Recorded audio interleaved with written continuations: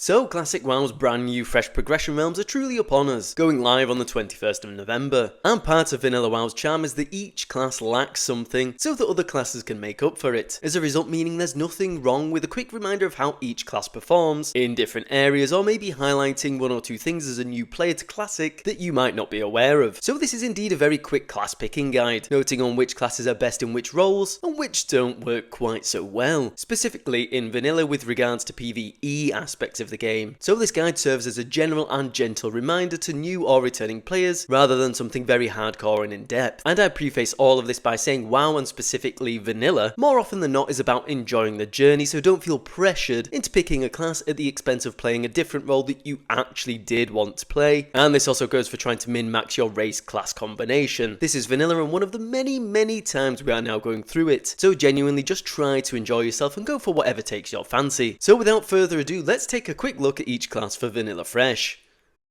Now, starting off big with Warrior. There is truly a reason that back in the day Vanilla got called World of Warcraft, as warriors ultimately dominate both DPS and tanking roles, going fairly unchallenged for being, well, just pretty overpowered and the best, and a reason why they became a staple of World of Warcraft. Both Arms, Fury and Protection are all great specs for PvE, probably going to be one of the best and most fun classes you can pick, that also gets a lot of the cool looking gear. However, a downside to warriors is that they are pretty limited in that they can basically just do damage and tank. There isn't too much versatility to the class, and they don't really have any healing spells or any major buffs besides Battle Shout, so they are quite reliant on healing classes or other players when it comes to group quests or taking on harder content. Yet they certainly make up how well they perform as tanks and DPS. And it's probably one of the few classes you want to be picking either as human or orc, due to the fact that these races get expertise benefits for certain weapons that will just give you a good boost of damage.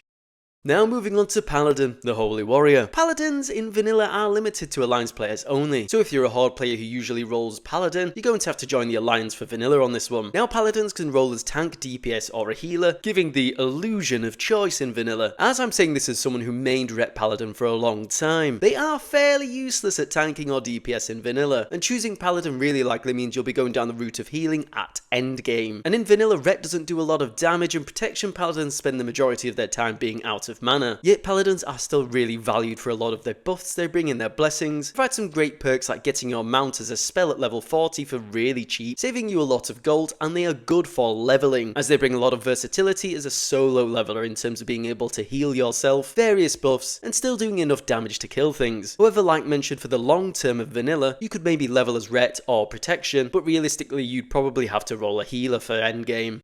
Now moving on to Shaman or Shaman, depending on how you want to say it. In Vanilla they are exclusively on Horde, so once again if you're usually Alliance player, you're going to have to move to Horde. And they are great AoE healers in Vanilla, just being able to constantly spam chain heal, as well as bring in a tide of buffs and totems that will make you very sought after in dungeon and raid groups. Now you can run as DPS Shaman for enhancement or elemental, giving the option of being melee or ranged DPS, so there's quite a lot of versatility to the class. However, if you are going for Shaman, healer is probably going to be your best route in terms of popularity for groups. However, you can still run DPS, just be aware that they aren't the most optimal DPS, but they are still very enjoyable to run with, and they will probably be very popular on Horde.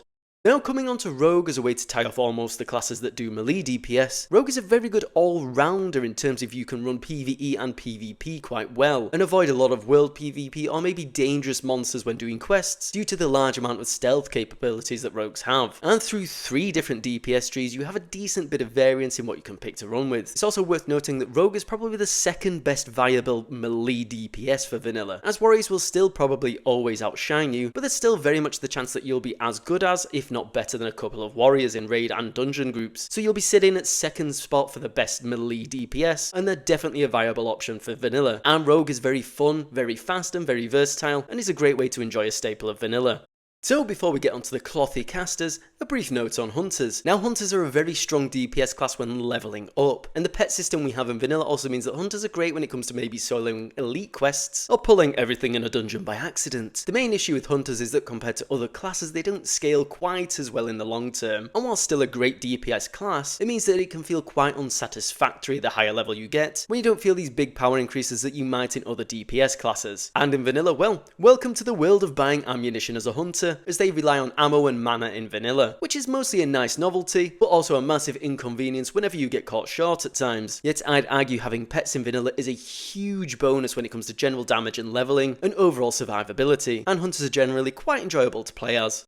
Now, as we move on to cloth-wearing casters, we'll start with Mage. Now, Mage is one of WoW's most iconic classes that has a lot of useful niches to it, especially in Vanilla, where travelling can take a long time, such as making food and water, having the ability to make portals to main cities, and realistically, you are probably going to be one of the best performing range DPS throughout all of Classic, but you will be spamming a lot of frostbolts in there. And whilst mages are pretty dainty, being able to jump around and slow enemies, you are very squishy and vulnerable at times, so just bear that in mind. And it's also worth noting that whilst things like Fire Mage can be fun, in Vanilla there are a few big fire resistance instances like Molten Core, meaning you'll have to go back to Frost again. But picking Mage is a pretty easy big win if you're wanting a simple and effective range DPS for Vanilla. Now, working as Mage's weird and spooky cousin, we have Warlocks. Warlocks aren't quite the highest performing DPS at the start of Vanilla, but my lord, they certainly are fun, and are rather useful when it comes to utilities like summoning stones, and the ways in which they can solo a lot of elite quests for leveling, with some great variances when it comes to summoning demons, and being a great all-rounder in terms of damage and also self-healing. If you want a casting class with a bit of extra spice, and don't mind a slight trade-off in terms of the power that mages get, you certainly would have fun picking a Warlock. However, Soul Shard farming is very annoying in Vanilla, but it's a system that you just have to get used to and it takes some time to build up. And I wouldn't let it put you off Warlocks. They're a solid class that's a lot of fun and very useful when leveling. Nearly at the end now, we have Priests. And while I could sit here and lie to you that you'll be having a great time running Shadow Priest, and hey, maybe you will, realistically, Priests are fantastic healers that you will be very in demand for, and likely if you do anything besides heal as a Priest, you will likely be peer pressured into becoming a healer. As whilst there is a lot of temptation for Shadow Spec and a bit of range DPS, honestly all I can say is if you are wanting a solid healing traditional class in Vanilla, Priest is a fantastic option. And honestly, if you want a casting cloth class, I would likely be going for Warlock or Mage instead, as they're just a bit more fun to play, unless of course you run them before, then try out ranged priests of course. Yet I'm sure there's probably an army of ranged DPS priests that are coming to attack me for that one, so my apologies in advance. And finally, we have Druids. Now, Druids, similar to Paladins, give you almost the illusion of a lot of choice, but as a leveling class, they are absolutely great and have a lot to offer. Between healing, feral tanking, and feral melee DPS, you have a lot of options when you're leveling up to 60. This means you have great survivability and being able to evade certain dangerous issues, much like a rogue does if you go for feral DPS. Yet realistically, a bit like Paladin again, when it comes to endgame, you're likely going to roll as a healer, unless you're able to find a guild that's happy to bring you along as feral DPS or tanking, but the truth is, warrior tanking is just far better than feral tanking when it comes to Vanilla, so it might be hard to find endgame groups unless you have a nice group of players, which I hope you do. Yet I think Druid has a lot of fun variants to it and is a great way to see different playstyles in Vanilla WoW, but all through the eyes of one class. Just be aware that in the endgame, you will probably be a healer. So there it is, just a quick guide on what certain classes are best at in Vanilla, and ones that slightly tip the scale when it comes to being king of the DPS meters, aka warriors. So do let me know what you're playing when the fresh servers go live, and I hope you have fun. Yet as always, take care out there, and I'll see you on the next one. Ta-ra for now. As always, if you're new here, feel free to like and subscribe. And on that note, I think I'll say ta-ra for now, and I'll see you later.